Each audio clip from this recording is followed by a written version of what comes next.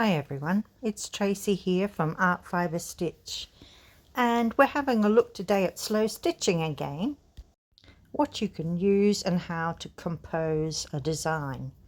So you can use quilting cotton, and here is what we did last time. We were just practicing doing a running stitch, which is virtually all you need. But it reminded me of the sea. So the next thing I dragged out was this. It's just a sleeve from a discarded blouse that I got from the charity shop. And I'm just cutting a little bit of it just to see, mainly because it's got that wavy look to it. Can you see if it's spread out, it's quite light. If it's bunched up, it's dark grey. I'm just thinking about whether I can use it. I might not. But I like to develop a little palette here of different things. So let's just try it on this colour fabric that we had been using last time. That's quite nice. The background colour looks a little bit insipid and the other looks a little dark, but we'll get there. So we're looking at fabrics. These are quilting fabrics, cottons. Can you see how I'm looking for a brighter colour to bring a bit more brightness into that dark colour? And another thing I like to keep handy is look at all these snips and offcuts of materials and fibres and threads and laces and nets, all different kinds of things. And it is from previous projects, and it's all in a sort of that colouring. So I've kept all of those colours together and I've popped them in a little clear envelope, which means I've got something. So I do like using linen, and I do like, you know, teasing it apart and letting other colours show through, as I'm showing here. Bit of a squeeze. But it would allow that colour to come through, but it's pretty insipid, isn't it? It's not really doing anything to help that colour range that we've got. So, you know, I could bring in more of that, but I think we need something entirely different. So let's think about it.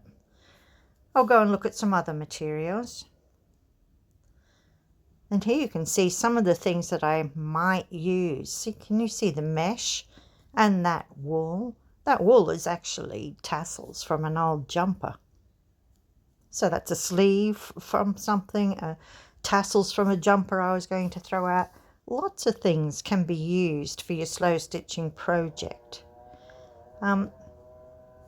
Right, this is what I think it needs. A little bit of oomph. So those colours are here but paler in that background. And I think with a little bit of this, it would help bring up that colour, bring it out of the background and show it off a bit. So I'm just looking at the possibility of putting it on top. Different places. So it's not just choosing your colours and choosing what fabrics and things you're going to use. Then you start to compose.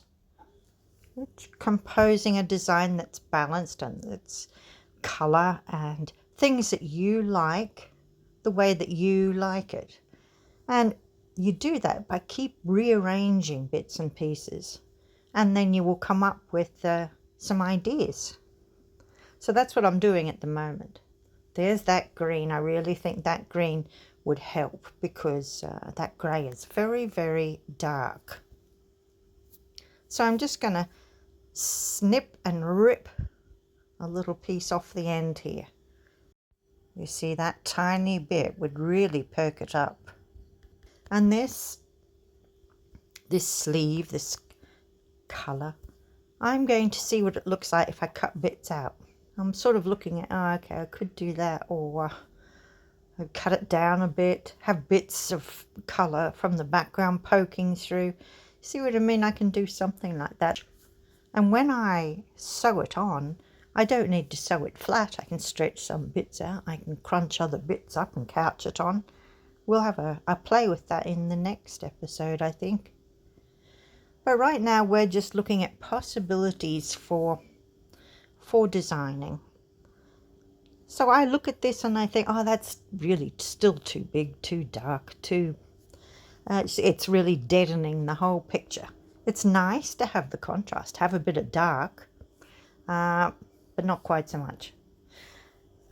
So I'll think about that.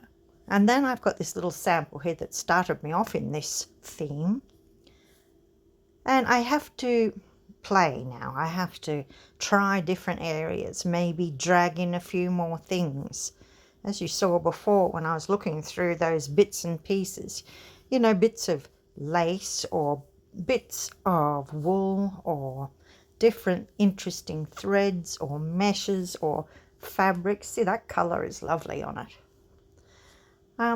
So doing this, getting things, you know, ready here and trying different ideas, I can just keep doing that and eventually I'll like something. Good idea to photograph it when you do.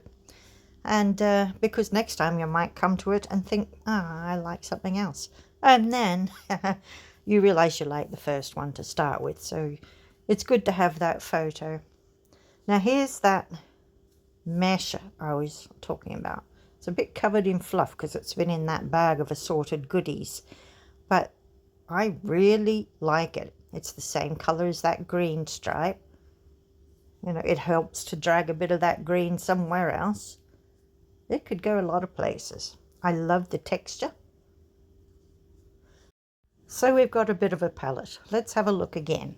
So I've got this, and I like that stripe across there. I could either use the raw edge and just sew, or I could turn it under and then sew, whichever way you particularly like. Now's the time to shift things around and to have ideas of placement. For instance, I like things that aren't too symmetrical. For instance, have a look at something. Don't just pop it in the center. Try off center and see how that looks. So I like it that there's differences to see, and see, like this piece here, maybe it would look better if it was tall and thin. And it could lead up to something then. See, I'm folding the edges under so that I can visualize what it would look like there. I like it better on that side, I must admit. What about this stripe? Perhaps it could go up here and then this could go on top of it. There's no reason we can't layer things up, especially if they're nice fine cottons or something. So I think something like that is going to make me happy. I do have this mesh and we're going to pop it somewhere. Might be this side. Well, that's what I'm thinking at the moment. And what else? Well, we've got the tassels from the bottom of my jumper. Now, I don't know whether you're picking it up, but we did some stitching on that background fabric last time, and it's got an arc like that. So that's why I've put that wool there. I thought it looks a little bit like what we've already done, and we could couch it, you know, in between those lines. Now the grey material, the sea-like one, I've cut it down further because I'm really not wanting so much of it, and I think that works better, but it'll look different again once I've sewn it on and gotten a few ideas there. And now I like that green, and I think that's just about it. But can you see how you can just use the tiniest scraps? You can use bits of things that are unexpected. So just go through your things and see what speaks to you. Choose a color range and start putting it together. I like to have a bright pop. I like to have a darker color. I like to have a lighter color. You know, but it all is revolving around a mix of colors that fit very well together. And I'll be using that same combination, I think, when it comes to the stitching, which I'll be doing in the next episode. So I hope you are developing some ideas. Look at how you can use the little samples that you've already experimented on and make it part of a larger work. So keep all of your bits and pieces, and when you have things that go together beautifully, little colours, pop them in an envelope, and they're there for the next time you start something in that colour range. So I think this is going to be quite nice. We'll just have a closer look and we'll have that so that we can see things through it. We might even add something shiny there, not sure. But this is how you compose, and see how I'm bringing that down over top of the material? I'm thinking that we can bring that in somehow, bring that design into that other fabric. So that's the idea. I hope you enjoyed watching me design this little fabric collage. It's really good fun, and I hope you enjoy yourself.